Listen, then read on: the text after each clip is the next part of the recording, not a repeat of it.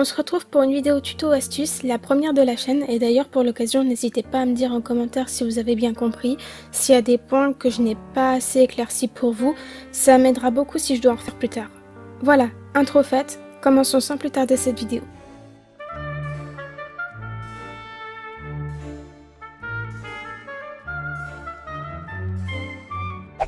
Bon, toutes ces astuces vont particulièrement toucher le digital, plus particulièrement sur le logiciel Paint Toolsay. Mais ça peut s'appliquer à plein d'autres logiciels de dessin aussi. Et d'ailleurs, on commence dans le vif du sujet avec le remplissage. Déjà, premier point, ouvrez un dossier, mais surtout, prenez un calque. Ce calque va devenir votre base de colo, que l'on va remplir avec l'outil sélection.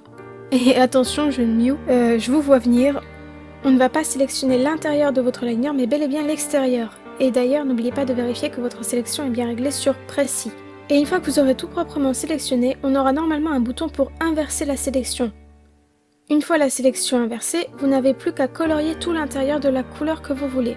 Et cela aura pour effet de retirer tous les petits parasites blancs près du liner qui viendront gêner votre colo. D'ailleurs, je vous conseille de toujours colorier près du liner sans dépasser plutôt que de sélectionner l'intérieur de votre dessin. Et pour ne pas dépasser, il y aura un autre outil divin et magique que je me sers beaucoup trop, l'intersection, juste ici. D'ailleurs, n'hésitez pas à mettre plein de calques et à leur donner des noms pour ne pas vous perdre.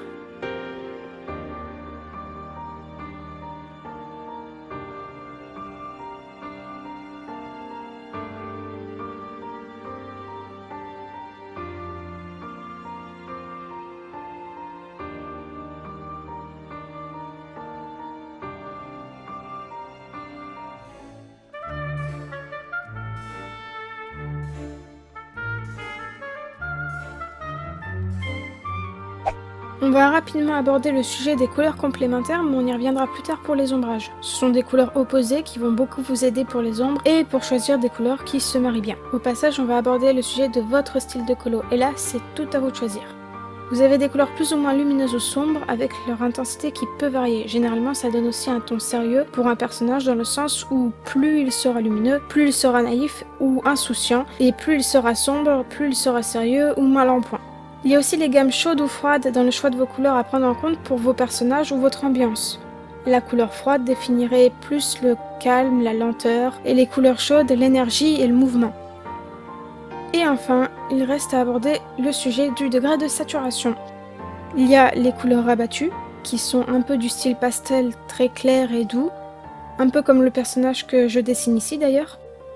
Les couleurs rompues, qui sont assez ternes et grises, voire sales, et qui est d'ailleurs très peu utilisée dans les mangas, j'ai l'impression. Et enfin, les couleurs saturées, qui sont des couleurs vraiment très vives, les couleurs de base si vous préférez. Et là, pour ces trois-là, ça dépend entièrement de vos goûts. Vous pouvez très bien les mixer ou n'utiliser que quelques-unes de ces couleurs selon vos envies. Ce qui va plus déterminer l'ambiance ou les personnages, c'est l'intensité sombre ou lumineux et chaud ou froid. D'ailleurs, un exemple courant, dans Fairy Tail, Natsu est assez naïf et énergique et il est très clair ainsi que de couleur chaude et Grey qui est à poil. Et Grey qui est de couleur froide et sombre, ce qui racole plus à son côté assez posé et sérieux. De bons opposés en somme.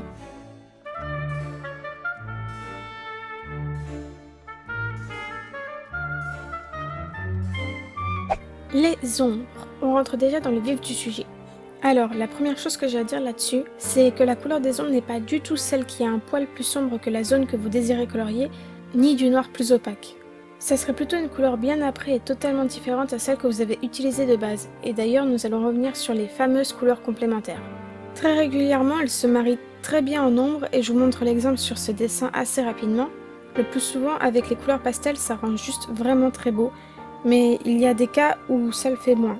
Dans ce cas-là, c'est comme je le disais avant, n'hésitez pas à bouger votre curseur de couleur un poil plus foncé et chercher la couleur qui fera la fusion parfaite avec la vôtre. Je vous laisse toute ma barre de matériel à côté pour que vous puissiez voir quelle couleur je choisis. N'hésitez pas à mettre pause pour que vous puissiez voir les détails de la vidéo quand je l'accélérerai. D'ailleurs, le petit menu noir qui s'ouvre tout le temps à gauche de l'écran, je jure que c'est rien, c'est juste moi qui passe ma main tout le temps pour appuyer sur CTRL Z et du coup ça l'ouvre accidentellement, mais en soi je ne l'utilise absolument pas. D'ailleurs, en parlant de couleurs complémentaires, vous pouvez voir ici que effectivement le violet passe très bien avec le vert. Et on peut voir aussi que pour les yeux, le jaune ne passera pas. Donc j'utilise un autre type de bleu, mais je peux me permettre de faire un petit reflet de lumière jaune qui va sublimer la profondeur des yeux.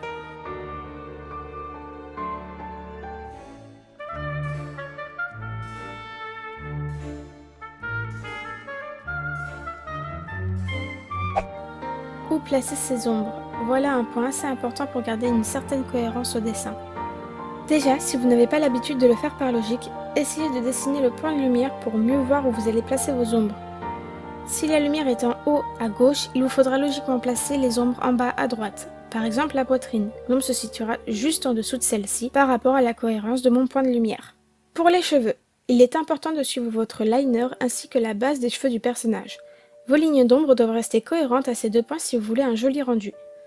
D'ailleurs pour les cheveux, j'expliquerai en détail comment je fais ma colo sur Instagram, donc je ne m'y attarderai que très peu ici. Pour construire vos ombres, c'est simple. Plus un élément est proche de l'autre, plus l'ombre sera précise, et plus un élément va s'éloigner, plus l'ombre va devenir floue. Cette logique s'applique également aux tissus et aux cheveux. Et pour faire cet effet, c'est simple. Vous prenez un outil, celui que vous préférez, essayez de faire des lignes droites, et ensuite estompez la base qui s'éloigne avec l'outil flou. J'ajoute aussi que vous pouvez également faire une ombre d'ambiance. Pour ça, coloriez tout votre personnage puis sélectionnez dans les fusions de calque Produit. Et vous n'avez plus qu'à gommer là où se trouve la zone des lumières. Perso, je n'estompe pas les lumières. À vous de voir vos préférences à ce sujet.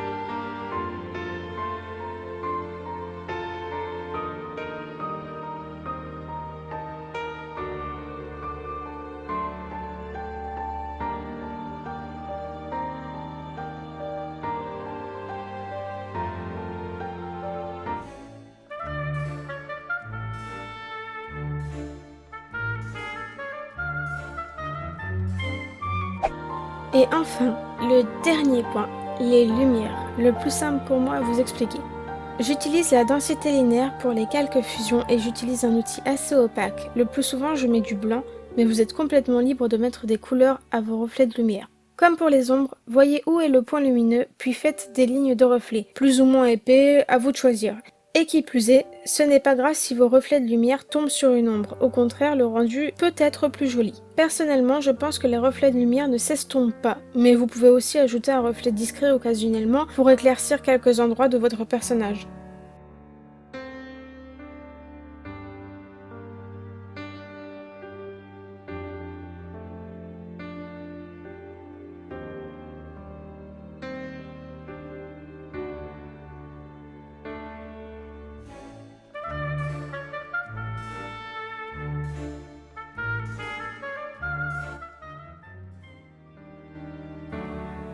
Voilà, cette vidéo est terminée et comme d'habitude, je suis nulle en outro. Mais j'espère que cette vidéo vous aura plu. Si c'est le cas et que vous en voulez plus de ce type, n'hésitez pas à me le montrer en choquant la barre des likes. Vous pouvez aussi vous abonner mais surtout partager cette vidéo si vous pensez qu'elle peut aider d'autres personnes. Et également, ça m'aidera aussi beaucoup. Merci encore d'avoir tout visionné et je vous dis à bientôt.